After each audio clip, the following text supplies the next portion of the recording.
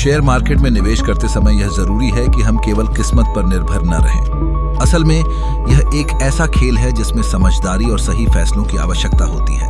आपको यह जानना होगा कि हर चमकता हुआ शेयर वास्तव में सोना नहीं होता। कई बार कंपनियां बाहरी रूप से मजबूत दिखाई देती हैं, लेकिन अंदर से बहुत कमजोर हो सकती हैं। एक निवेशक के लिए सबसे पहले यह समझना जरूरी है कि अगर किसी कंपनी पर बहुत ज्यादा कर्ज है तो यह एक संभावित डूबती नाव हो सकती है।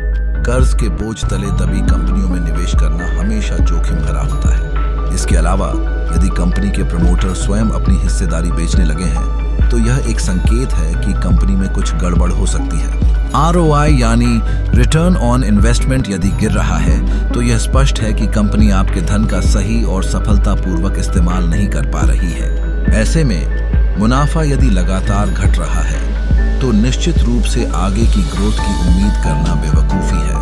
जब P/E रेशियो बहुत अधिक हो जाता है तो यह संकेत देता है कि शेयर की कीमत उसके वास्तविक मूल्य से कहीं अधिक है। ऐसे में इन्वेस्ट करना अपने पैरों पर कुल्हाड़ी मारने के समान है। EPS यानी प्रति शेयर कमाई यदि कमी की ओर बढ़ रही है तो यह साफ संकेत है कि कंपनी मजबूती खो रही है। निवेशक को ध्यान देना चाहिए कि मार्केट में सुनने में भले ही आवाजें तेज हों, लेकिन जो समझदारी से सुनता है वही असली खिलाड़ी बनता है। शानदार मुनाफे की चाह में बिना समझदारी से जिए गए कदम अंततः हानिकारक सिद्ध हो सकते हैं। इसलिए बेहतर होता है कि आप अपने निवेश को लेकर सावधानी बरतें, रिसर्च करें, सही जानकारी प्राप्त करें और उन शेयरों से दूर रहें जो गहराई से खोखले हैं। याद रखें, असल खेल अपनी समझदारी और ज्ञान के बल पर खेला जाता है। अगर आप सोच समझकर कदम उठाएंगे तो सिर्फ अनुभव ही नहीं बल्कि निश्चित रूप से सफलता भी पाएंगे।